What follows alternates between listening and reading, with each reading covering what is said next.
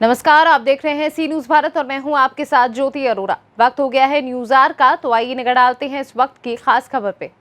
किसान कांग्रेस के जिला अध्यक्ष पुष्पराज सिंह बघेल ने अपने ही भाई के बयान पर पलटवार किया है। बता दें कि विगत दिनों उनके छोटे भाई रविराज सिंह द्वारा प्रेस कॉन्फ्रेंस कर शासकीय जमीन पर अवैध कब्जा करने और कई सारे मुद्दों पर आरोप लगाए थे, जिस पर किसान कांग्रेस कमेटी के जिला अध्यक्ष पुष्पराज सिंह बघेल ने प्रेस कॉन्फ्रेंस कर अपनी बात रखी और कहा कि न्यायालय के दरवाजे सबके लिए खुले हैं। यदि मैं गलत हूं तो मुझे न्यायालय पर पेश किया जाए। मेरे द्वारा किसी भी प्रकार में कोई भी अवैध कार्य नहीं किया गया है।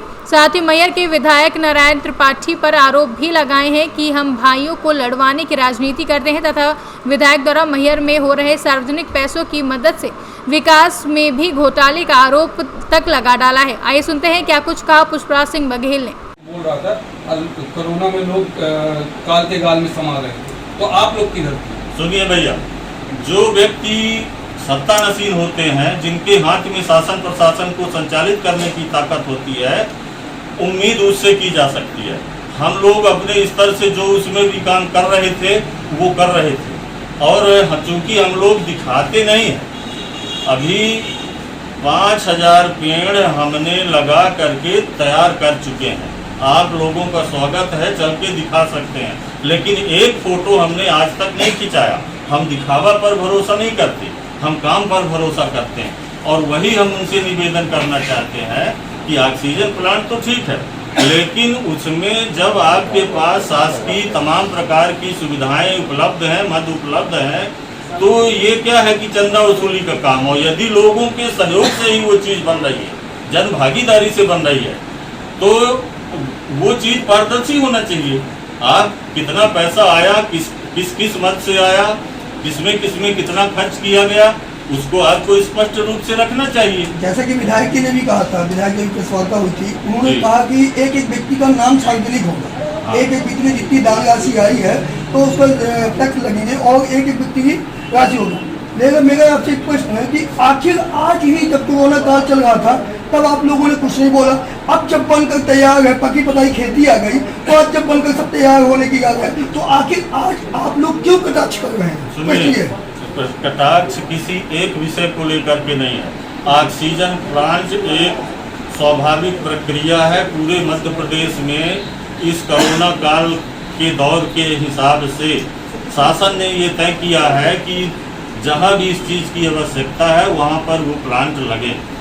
ये हम उपलब्धि तब मानेंगे जब मैहर अस्पताल में अच्छे विशेषज्ञ डॉक्टर, जो आज नहीं है, उनकी नियुक्ति होगी और इसके साथ साथ मैहर के किसी भी व्यक्ति को बीमारी की स्थिति में बाहर जाने की आवश्यकता महसूस न हो, तो हम मानेंगे कि ये काम हुआ है।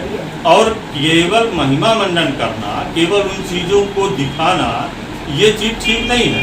आप जब तैयारी करने का समय था इनके लिए कि कोरोना की आप तैयारी करिए, तब आप विंध्य प्रदेश की बात करते, डुगडुगी बजाते घूम रहे थे। पहले आपने जिला की बात उठाया, मैहर को जिला बनाइए, फिर आपने उस बात से पल्ला झाड़ लिया। अब आप विंध्य प्रदेश की बात करने लगे। जब आप रोज पार्टियां बदलते हैं, जब वरिष्ठ नेताओं का प्रदेश के साथ विश्वसनीयता के साथ आप नहीं चलते, तो एक अस्थिर हाथ में, अविश्वसनीय हाथ में मेरा दावा है कि कभी किसी युग में भी विंध्य प्रदेश नहीं बन पाएगा। जिस दिन उनका राजनीतिक उल्लू सिद्ध हो जाएगा, उस दिन वो उससे भी पल्ला झाड़ लेगी। अपने ग्रामीण आवास के सरकारी ऋण पर अपने कब्जे में कर रहे हैं, क्या मामला?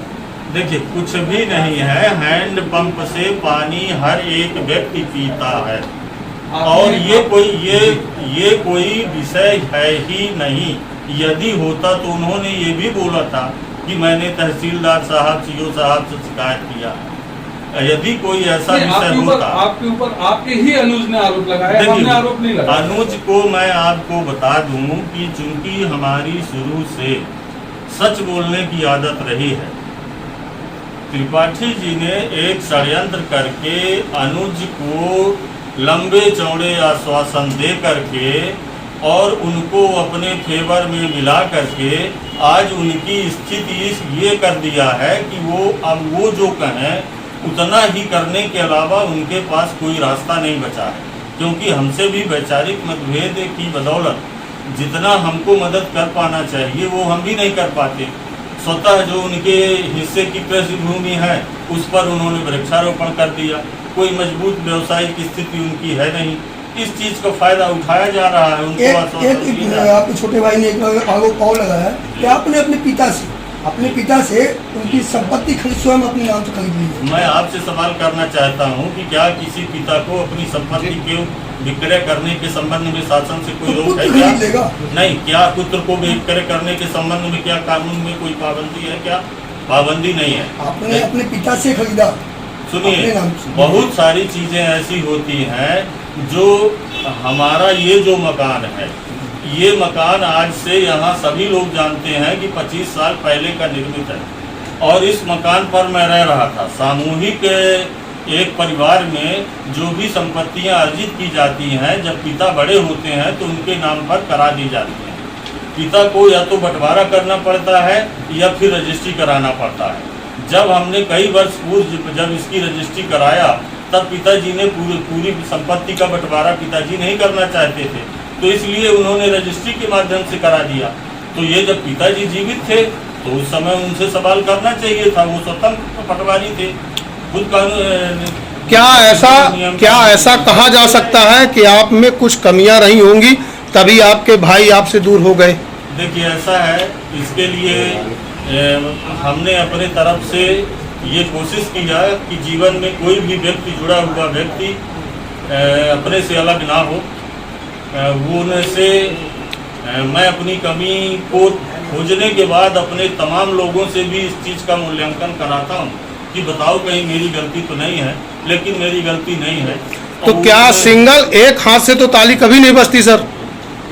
ऐसा है, देखिए कि एक हाथ से ताली नहीं बजती, ऐसा कुछ भी जरूरी नहीं है।